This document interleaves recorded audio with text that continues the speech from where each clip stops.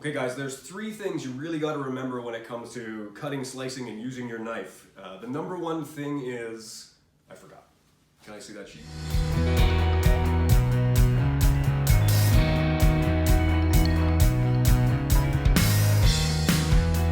If I could find a phrase to make you see a light. Hey everyone, Cheoff Geoff here. Welcome to my kitchen. If you're new to the channel, don't forget to hit the old subscribe button. If you like what you're seeing, give me a big thumbs up. It's okay.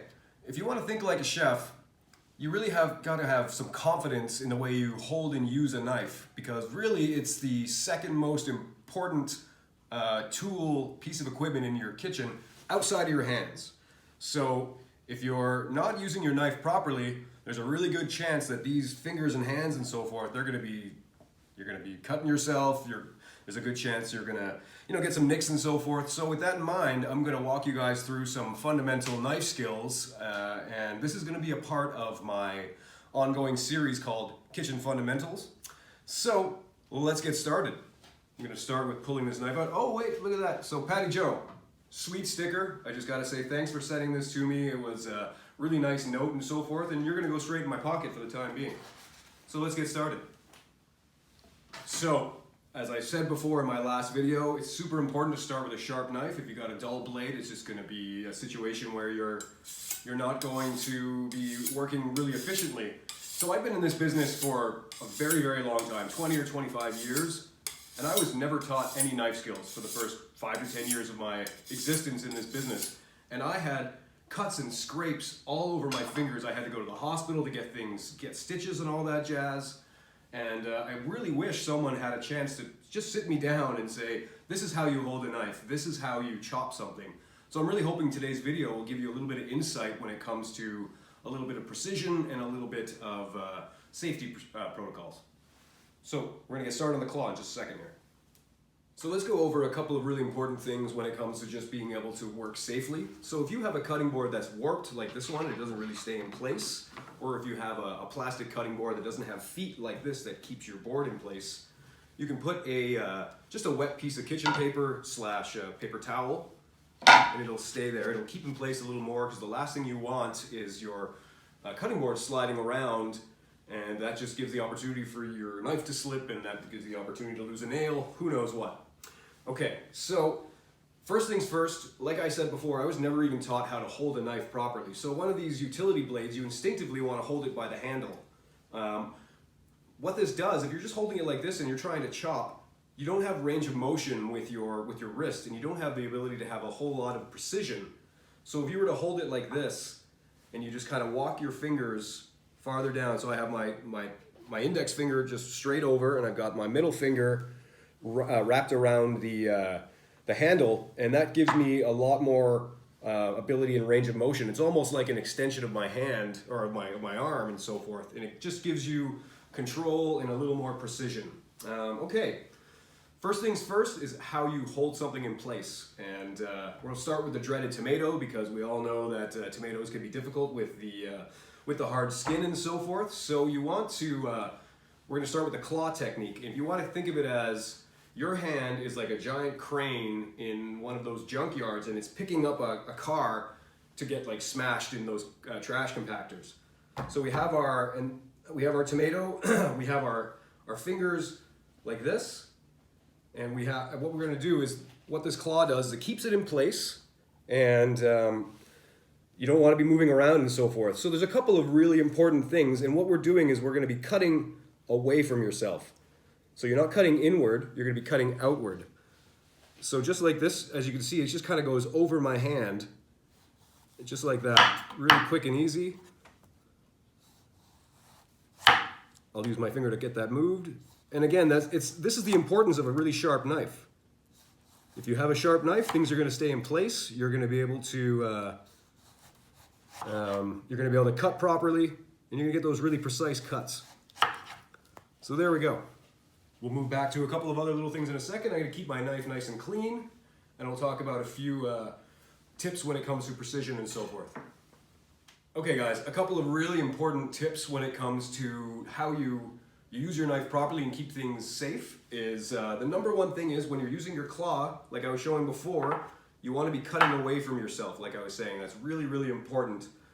Number 2 is just pay attention. And you'll see these chefs, you know, the really big pros, and they'll just be like staring at the camera and cutting. And that's not how you cut properly and so forth. You're not paying attention. Look at this. It's just like, it's like a mangled thing. Anyway, and number 3, kind of going back to this as well, is speed kills. I've talked to so many cooks over the years, and they'll be cutting themselves and so forth, and I'll say, you know, what happened? He said, oh, I was in a rush and I was moving really quickly. And that means 2 things. You were working too fast and you weren't paying attention. So just take that extra time, and again, I have the claw, and you're just gonna spend that extra time and cut slowly, pay attention, and use that precision.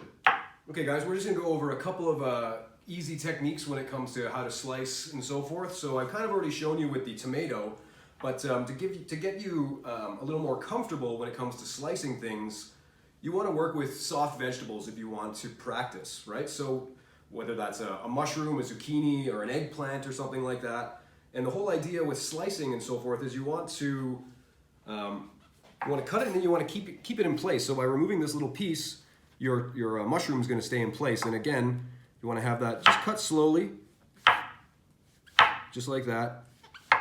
And this you're not going to get a lot of resistance because you have a soft vegetable that you're working with, and you can just keep slicing without a whole lot of resistance. So that's really your slicing technique. You're going to go here, get over here. So we're going to talk about a little more precision when it comes to some slicing techniques. So we're going to cut batons, and we're going to turn those batons into fine diced and 3/4 inch cuts. So we got a carrot here. If you want to get this thing sliced all the way through, I find it's easier just to work with half of a carrot. So again, you want to have your carrot, or whatever it is you're working with, sitting in a sturdy, easy place. So in order to cut your batons, so batons are similar to something you would see in a coleslaw. You want to have a little bit of, ooh, look at me, see, I had my fingers pointed the wrong way. This is years and years of bad habits that I had to break. So we're cutting these thin little pieces, and you just line them up.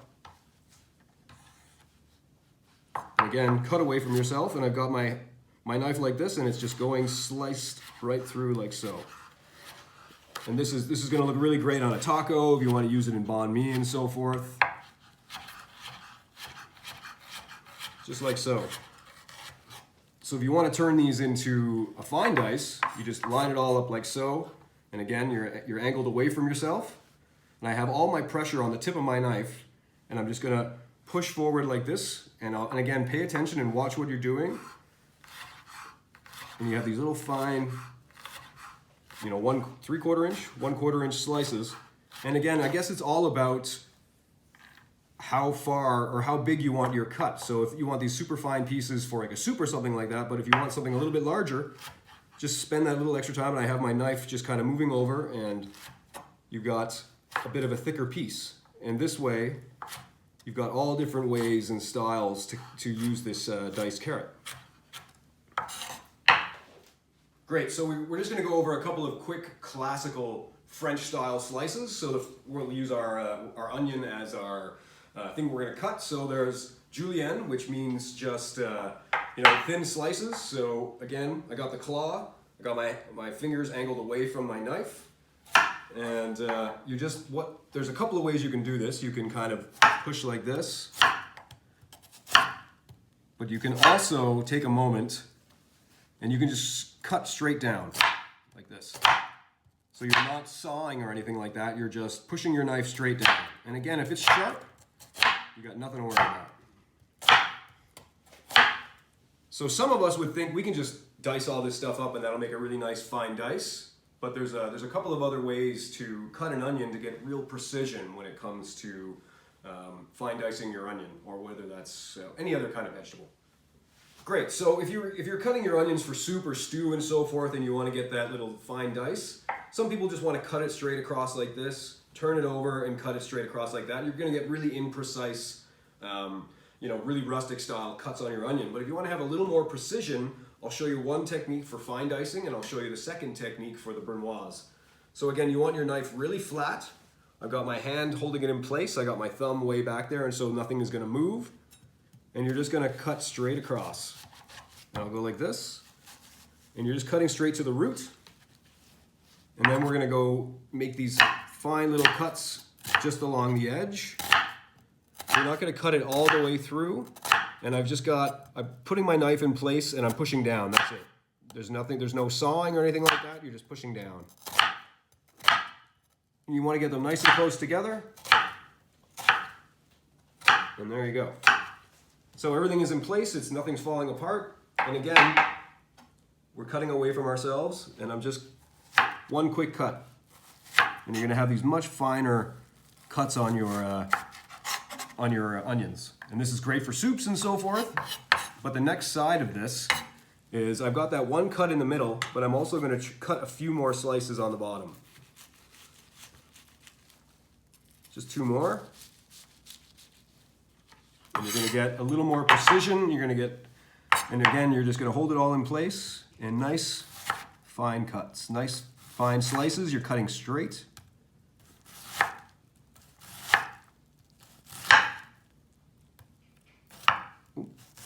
There we go. So if you take a look at this, it's just a bit of that's your fine dicing. And here's your Brunoise, much smaller and a little more precise. They're really small and so forth. And that's how you dice an onion, friends. We'll be back in just a quick second, so I got dirty hands.